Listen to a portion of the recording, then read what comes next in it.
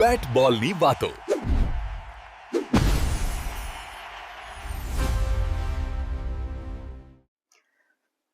નમસ્કાર મિત્રો, સ્વાગત છે આપની મનપસંદ યુટ્યુબ ચેનલ બેટ બોલની વાતોમાં. શીર્ષક તમે જોઈ રહ્યા છો, આક્રમક અભિગમ, જે કદાચ આપણને લાસ્ટ મેચમાં જોવા ન મળ્યું, કેમ કે કદાચ આપણે પીચ જોવામાં થાપ ખાઈ ગયા, કાં તો ક્યાંય ઓવર કોન્ફિડન્સમાં ક્યાંક રહી ગયા, ક્યાંક ને ક્યાંક એ વસ્તુ ઇમ્બેલેન્સ થઈ, જેના કારણે આ આક્રમક અભિગમ જે ખરો એના ઉપર બ્રેક લાગી ગઈ. થેન્ક્સ ટુ સૂર્યકુમાર યાદવ કે જે પ્રમાણે એમણે એક નીચે લાગેલી ટીમને અપ લઈ ગયા અને ફાઇટિંગ ટોટલમાં કન્વર્ટ કરી, અને જે પ્રમાણે વન મેન આર્મી તરીકે આખી મેચ જીતાડી, જે રીતે કેપ્ટનશીપ કરીને જે રીતે મેચ જીતાડી, ખરેખર ઇટ ઇઝ મેચ વિનર આને જ કહેવાય. ભલે ફોર્મ હોય કે ના હોય, નથી કે એ પોતે જ કહેતો હતો કે ફોર્મ્સ આર ટેમ્પરરી, પણ ટેમ્પરામેન્ટ શુડ બી પરમાનન્ટ. દોસ્તો, સેમ આ જ વસ્તુ હવે પછીની બધી જ મેચોમાં જોવા મળવી જોઈએ, કેમ કે આવી રીતે વિકેટો ફેંકી દેવી એ એક સારા પ્લેયર્સની નિશાની નથી.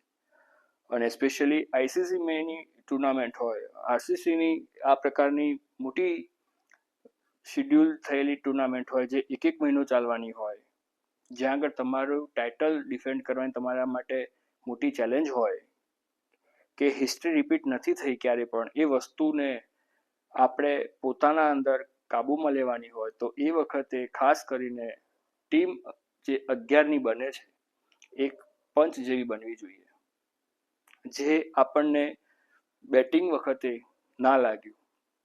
સ્પેશિયલી સાવ એક નબળા સ્તરની ટીમની સામે, યુએસ જેવી ટીમની સામે, કે એમની પાસે એવો ટેમ્પરામેન્ટ નથી, છતાં પણ એ લોકો આટલી સરસ ફાઇટ આપી ગયા. દેટ મીન્સ આપણે ઓવર કોન્ફિડન્સમાં ક્યાંક ને ક્યાંક આ વસ્તુને छिपाઈ દીધી. મેચ જીતી ગયા એટલે બધું ઓવરશેડો થઈ ગયું. પણ હવેની જે મેચો ખરી એ કોઈ પ્રેક્ટિસ મેચિસ નથી, એક એક પોઈન્ટ માટેની લડાઈ છે. જે પ્રમાણે પાકિસ્તાન બે ટીમોને હરાવ્યું, પહેલી મેચમાં એ બહુ ખરાબ રીતે જીત્યું, પણ બીજી મેચમાં જે પ્રમાણે યુએસ સામે જે એને પ્રતિસ્પર્ધા બતાવીને જે પ્રમાણે જીત્યું છે, એ જોતા એવું લાગે કે ભારત પાકિસ્તાનનો મુકાબલો ખરેખર જોરદાર બની રહેવાનું છે. 15 ફેબ્રુઆરીએ ખાસ જોવાનું ના ભૂલતા. પણ એના પહેલા એક પ્રેક્ટિસ મેચ ટીમ ઇન્ડિયા માટેની થઈ ગઈ છે, જે છે ભારત વર્સિસ નામીબિયા. નામીબિયાની ટીમમાં એવા કોઈ સ્ટાર સ્ટડેડ પ્લેયર્સ નથી, પણ એ સારામાં સારી રીતે તમને કોમ્પિટિટિવ આપી શકે એ ટાઈપની ચેલેન્જ કરી શકે છે. મિત્રો, વાત કરીએ આપણે હેડ ટુ હેડની, તો સૌથી પહેલાં બંને વચ્ચે ફક્ત આઈ થિંક 1 કે 2 મેચ રમાય છે, અને એમાં એઝ યુઝ્યુઅલ ભારતનું પલડું ભારે છે. ટીમની વાત કરીએ, ટીમ ન્યૂઝની વાત કરીએ, તો ટીમ ન્યૂઝમાં પણ ભારત માટે બહુ સારા સમાચાર નથી આવ્યા, કેમ કે તમને લોકોને ખ્યાલ હશે એ પ્રમાણે જે લોકો બેટબોલની વાતોને ઇન્સ્ટાગ્રામ કે ફેસબુક ઉપર રેગ્યુલર સબસ્ક્રાઈબ કરેલું છે, એ લોકોને કદાચ ખ્યાલ જ હશે કે અમે એમાં શેર કરેલું જ છે એ પ્રમાણે અભિષેક શર્માને પેટમાં ઇન્ફેક્શન છે, અને એના કારણે એને ફીવર ને બધું ઇલનેસને ઓલરેડી છે. વોશિંગ્ટન સુંદરનું પણ સમહાવ એ જ રીતની હાલત છે, પણ છતાં પણ એને બોલિંગને એવું નાખવાનું સ્ટાર્ટ કરી નાખ્યું છે. વાત કરીએ આપણા જસપ્રીત બુમરાહ, જે છેલ્લા 10 દિવસથી બોલ નથી નાખી રહ્યા, એમને પણ બોલિંગ પ્રેક્ટિસ ચાલુ કરી નાખી છે, અને કરવી જ પડશે, કેમ કે તમે શું કહેવાય, ઇલનેસવાળા પ્લેયર્સ કે ઇન્જર્ડવાળા પ્લેયર્સથી તમે વર્લ્ડ કપ ના જીતી શકો. તમારે 15 પ્લેયર એવા જ જોઈએ કે જે તમને બાઉન્સ બેક આપી શકે, અને 11 પ્લેયર એવા હોવા જોઈએ કે પ્રૂવન મેચ વિનર્સ હોવા જોઈએ, અને આપણી પાસે એવા છે. તો હવે ટીમ મેનેજમેન્ટે બહુ જ ધ્યાન રાખવાની જરૂર છે પ્રત્યેક ખેલાડીને, કે ફિટનેસમાં ક્યાંય કોમ્પ્રોમાઇઝ ના થવું જોઈએ. એમને આરામ જોઈતો તો આરામ પણ આપી શકાય, પણ ક્યાંય ને ક્યાંય કોઈ વસ્તુમાં નિરાશ ન છોડવી જોઈએ હવે પછીના સ્ટેજમાં, કેમ કે હજી તો આપણે એક જ મેચ થઈ છે, આવી તો આપણું એક મહિનો આખો આવી રીતે જ જવાનો છે. તો બધા પ્લેયર્સ જ્યાં સુધી ફિટ કે ફિટનેસથી ઝઝૂમતા રહેશે તો એની અસર આપણે ટીમના પ્રદર્શન પર 100% પડશે. અભિષેક શર્મા માટે ખરેખર બહુ સારું પ્રાઉડ ફીલ થાય કે એમણે તાવ હતો, ફીવર હોવા છતાં પણ એમણે યુએસ સામેની મેચમાં પર્દાપણ કર્યું. આઈસીસી ટુર્નામેન્ટમાં એમણે એઝ અ ઓપનર તરીકે ભારતની ટીમનું પ્રતિનિધિત્વ કર્યું. એના માટે સેલ્યુટ છે.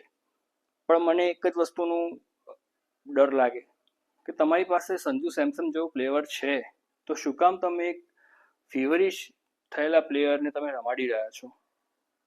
કેમ કે એવા સમાચાર પણ મળ્યા છે કે જેવી મેચ પતી છે એના બીજા જ દિવસે અભિષેક શર્માને હોસ્પિટલમાં એડમિટ પણ કરવામાં આવ્યા છે, વિચ ઇઝ એકચ્યુઅલી ડેન્જરસ. એટલે આ વસ્તુથી હું ક્યાંક ને ક્યાંક મને એવું લાગે કે સૂર્યકુમારે આ વસ્તુનું ધ્યાન રાખવું જ જોઈએ. પ્લેયર્સની હેલ્થ એટલી જ ઇમ્પોર્ટન્ટ છે અને એની સાથે કોમ્પ્રોમાઇઝ મારી દ્રષ્ટિએ ન કરવું જોઈએ. એનીવેઝ, આગળ આપણે વાત કરીએ ભારતીય ટીમની મજબૂતાઈની. ઓલરેડી તમે જૂના વિડીયોઝ મારા જોયા હશે એ પ્રમાણે આપણે જણાવ્યું હતું કે બોલિંગ બેટિંગ બધા જ ટીક થયેલા છે.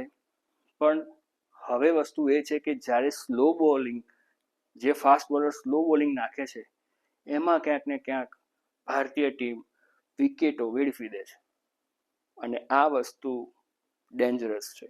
કેમ કે આ એટલી શોર્ટ પીરિયડમાં ગેમ હોય છે, ગમે ત્યારે ગમે તે થઈ શકે છે. એક નાનો સ્પેલ પણ તમારી ટીમને નીચે પાડી શકે છે.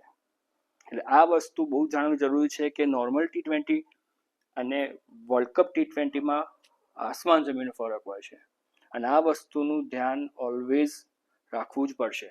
તમે તમારી વિકેટ આવી રીતે ના ફેંકી શકો બોસ. તમારી પાસે 120 બોલ છે, 300 ટાર્ગેટ કરીને ઓવરહાઇપ કરી રહ્યા છો, પણ 200 રન પણ બનવા જોઈએ જ. આ નહીં બને તો કશું જ નહીં થાય. કેમ કે સારી ટીમો એટલીસ્ટ 160-170 તો અચીવ કરી જ શકે છે. એટલા તો પ્લેયરો એમની પાસે હવે આ સિઝનમાં આવી ગયા છે. કેમ કે જે પ્રમાણે ગ્લોબલી T20 રમી રહી છે, જે પ્રમાણે એક્સપ્લોર થઈ રહી છે, એ પ્રમાણે જોવા જઈએ તો હવે ક્યાંય એવું ના કહી શકાય કે કોઈ પ્લેયર ક્યાંય મોટી ટુર્નામેન્ટ ન રમી શકતો હોય, ઓલવેઝ રમતો હોય અને એને આછા પતલા અંશે એને અનુભવ હોય જ. એટલે મારી દ્રષ્ટિએ ખાસ એક વસ્તુનું ધ્યાન રાખવું જોઈએ કે વિકેટ ન વેડફવી જોઈએ. બોલિંગની વાત કરવામાં આવે તો હવે પીચ જે આ ખરી દિલ્હીની, કેમ કે આ પીચ દિલ્હીની છે, દિલ્હી રમાવાની છે મેચ. સાંજે 7 વાગે શરૂઆત થશે જીઓ હોટસ્ટાર ઉપર. હવે આ પીચ જે ખરી ને એ ઓલવેઝ ફ્લેટ પીચ જ હોય છે. આ જ ભવિષ્યવાણી મેં કરી હતી મુંબઈની પીચ માટે. પણ હવે તમને કદાચ જાણી નવાઈ લાગશે કે જે પ્રમાણે આઈસીસીની જે ટુર્નામેન્ટો હોય છે અને એમાં જે પીચનું જે ડિસાઇડ જે હોય છે એ બધું જ આઈસીસી દ્વારા બનાવેલું હોય છે. એમાં ક્યાંય બીસીસીઆઈનો રોલ નથી હોતો. બીસીસીઆઈ શું કરી રહ્યું હતું અત્યાર સુધી? જ્યારે પણ ઇન્ડિયામાં T20 હોય એટલે સપાટ પ્લાસ્ટર જેવી પીચ બનાવી દેવાની, 200-250 સ્કોર થાય બરાબર, અને પબ્લિકને એન્ટરટેનમેન્ટ થાય. આનાથી સાવ વિપરીત હવે આઈસીસીમાં છે. એ લોકો બોલિંગ ફ્રેન્ડલી પણ પીચીસ બનાવી રહ્યા છે કે જ્યાં આગળ 160-165 પણ ચેલેન્જિંગ સ્કોર છે. એટલે એમ ન માનવું જોઈએ કે 170નો જે ટાર્ગેટ છે એ અચીવ ન થઈ શકે, કે અચીવ થઈ જ જશે. તમારી પાસે જો સારામાં સારું બોલિંગ આક્રમણ હશે તો તમે સારામાં સારા ટોટલને પણ ડિફેન્ડ કરી શકો છો. પણ તમે 250 રન મારશો અને સામે બોલિંગ પણ એવી કક્ષાની કરશો ઢીલાશવાળી, તો ઓલવેઝ 250 રન પણ ચેઝ થશે જ. તો મિત્રો ખાસ આ વસ્તુ જાણજો. મને એવું લાગે છે કાલે સૂર્યકુમાર યાદવ માટે બહુ ક્રુશિયલ ડે છે, કેમ કે ટીમનું મેનેજમેન્ટ કેવી રીતે કરવું એ પણ ખાસ ઇમ્પોર્ટન્ટ છે. કે મેં કીધું એ પ્રમાણે પ્લેઇંગ 11માં મને જો અભિષેક શર્મા ઓકે ના હોય તો સંજુ સેમસન મને ટીમમાં 100% દેખાય છે, આવશે જ 100%. બરાબર છે. પછી વાત કરીએ number 2 Ishan Kishan, please wicket ના વેડપશો. એવું લાગે તો એકાદ ઓવર રમો. પીચને સમજો કે આ પીચ શું બતાવી રહી છે. આઈ નો સ્કિલ વાઇઝ, એક્સપિરિયન્સ વાઇઝ એ આપણા કરતાં પણ વધારે મેચ્યોર છે.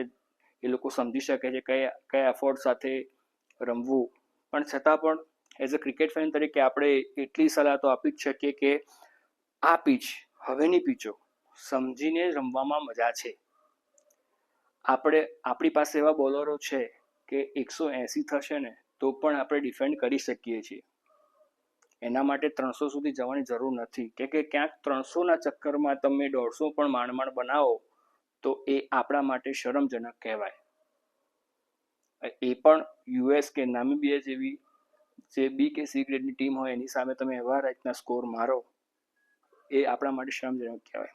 એનીવેઝ આપણે વાત કરીએ ત્રીજા નંબરે તિલક વર્મા, ચોથા નંબરે સૂર્યકુમાર યાદવ, પાંચમા નંબરે એઝ યુઝ્યુઅલ હાર્દિક પંડ્યા છે. હાર્દિક પંડ્યા લાસ્ટ મેચમાં શું થયું ખબર નથી, પણ જે પ્રમાણેની બોલિંગ અને બેટિંગ એમણે કરી એવું લાગતું હતું કે જાણે ફોર્સફુલી રમી રહ્યો ને એવું બિહેવ એમનું લાગતું હતું. 100% નહોતું આવતું એમના બિહેવિયર ઉપર. સો એમને એમના મેન્ટલ ફિટનેસ ઉપર પણ વર્ક કરવું જોઈએ. અને 100% એ એવા પ્લેયર છે કે સૂર્યકુમાર યાદવની જેમ આખી મેચ ખેંચી જાય એવા છે. છઠ્ઠા નંબરની વાત કરીએ તો રિંકુ સિંહ, સાતમા નંબરે શિવમ દુબે, આઠમા નંબરે અક્ષર પટેલ, નવમા નંબરે અર્શદીપ સિંહ, 10મા નંબરે જસપ્રીત બુમરાહ અને 11 નંબરે વરુણ ચક્રવર્તી. જો જસપ્રીત બુમરાહ અગેઇન સારા ફોર્મમાં ન હોય તો તમારે ખાસ મોહમ્મદ સિરાજ ઉપર ભાર મૂકવો જ રહ્યો. ચેમ્પિયન પ્લેયર છે, પ્રૂવન પ્લેયર છે, સરસ બોલિંગ નાખી હતી, એને એક્સપિરિયન્સ પણ છે. એવું લાગ્યું નથી કે 2 વર્ષ સુધી એ રમ્યા ના હોય. તો મોહમ્મદ સિરાજ ઉપર 100% બેટ લગાવી શકાય. પીચ મેં કીધું એ પ્રમાણે આ જે દિલ્હીની પીચ છે એમાં સાંજ પછી જ્યારે રાત થાય 7:30-8 વાગ્યા પછી ત્યાં આગળ ઝાકળનો ઇસ્યુ સખતનો હોય છે. એટલે બોલ તમારો ગ્રીપ વગરનો જ થઈ જતો હોય છે, સ્લીપરી થઈ જતો હોય છે. તમારી પાસે એવા બોલર હોવા જોઈએ કે આ ટાઈપની બોલ સાથે પણ એ ડિફેન્ડ કરી શકે. જે પણ ટીમ જીતશે 100% પહેલાં બેટિંગ જ રહેશે.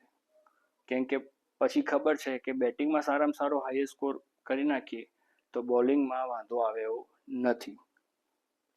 પણ ઘણી વખત અનપ્રિડિક્ટેબલી સામેની ટીમ પણ એવી રીતે અભિગમ રાખતી હોય કે એ લોકો પહેલાં બેટિંગ લેવા માગતા હોય કે ના વી વિલ બેટ ફર્સ્ટ.